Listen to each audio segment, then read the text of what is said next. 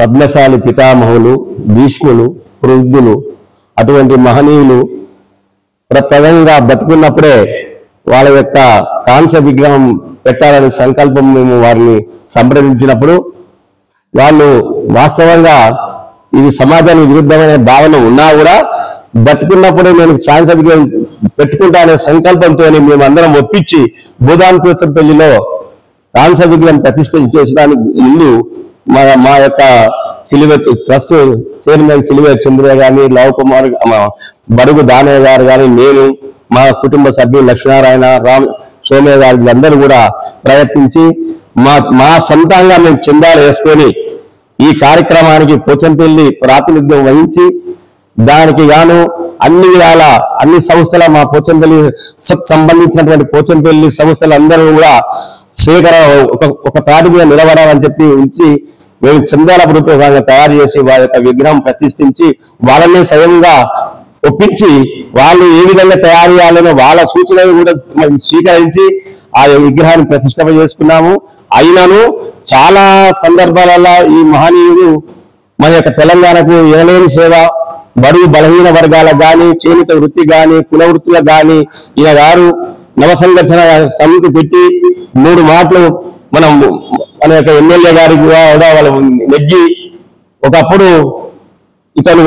మన శాఖ మార్చులు చేనేత శాఖ మార్చులు కూడా వహించి చాలా పేరు ప్రతిష్టలు కాల్చినటువంటి మహనీయుడు. ఒకప్పుడు ఇతను మన నైజాంపై ప్రభుత్వంపైనే బాంబు విసిరేసి పరారైనటువంటి వ్యక్తి. ఆనాడు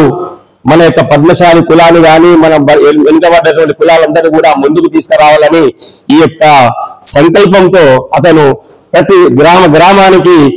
సంఘాలు మన యొక్క కుటీర సంఘాలను ఏర్పాటు చేసి ఆ సంఘాలలో ప్రాతినిధ్యం వహించి అందరూ కూడా గవర్నమెంట్ నుంచి సబ్సిడీలు పొంది మార్గాన్ని అన్వేషణ చేసి ఆయన గారు చాలా సహకారం అందించాడు. 2 మాటలు మినిస్టర్ టైం చేసి నేను సంజీవ్ రెడ్డి టైంలో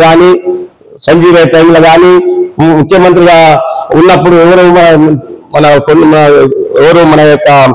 వెంగళరావు గారు ఉన్నప్పుడు కూడా మాకు సేల్ ట్యాక్స్ ఉన్నప్పుడు అతను చాలా సహకరించి కేశవ్ గారితో మాట్లాడి పితా రంగారెడ్డి గారితో కూడా మన భూదాన్కోచంపల్లికి విధించినటువంటి ట్యాక్స్ ని మాఫీ చేయించడానికి ఎంతో దోహదపడి చాలా ప్రయత్నాలు చేసి ఈ యొక్క పరిశ్రమకి అంటే కుటీర సంబంధం చేసినటువంటి వ్యక్తి అందరినీ కూడా కుటీర పరిశ్రమ వాళ్ళందరినీ కూడా పైకి తేవాలనే ఉద్దేశంగా ఈ సంఘాలు పునరుద్ధరణ చేసి వాళ్ళందరూ కూడా చాలా వ్యవస్థను ముందు నడిపించినటువంటి మహనీయుడు ఇతను మన చాలా వరకు సేవా దృక్పథాలనే అంకితం చేసినట్టు ఈ లలితనా ఉంది పేరు ఉంది. ఆమె గారు కూడా మంచి మిలిటరీకి సేవ చేసి డాక్టర్ పదవి చేసి ఆమె కూడా తన జీవితాన్ని కూడా త్యాగం చేసినటువంటి మహనీయురాలు శకుంతలాదేవి గారు. అటువంటి మహనీయుడు మనందరం కూడా పూజించి వాళ్ళ యొక్క ఆదర్శప్రాయంగా తీసుకొని వాడలో కానీ దేశాలలో కానీ మన తెలంగాణలో మన యొక్క ప్రగతి ముందుకు తీసుకుపోవడానికి ఇది ఎంతో దోహదపడినారని చెప్పి నేను గర్వపడతా ఉన్నాను. మా భూదాన్కోచంపల్లి కూడా 2 లక్షల పేరు మీద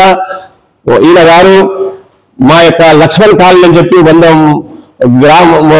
గృహాలను కూడా నిర్వర్తించి దానికి ఓపెనింగ్ చేసి శాఖా మార్చులుగా అక్కడ వీళ్ళు శాసన మండలి కూడా మన ప్రతిపక్షాలకి లేకున్నా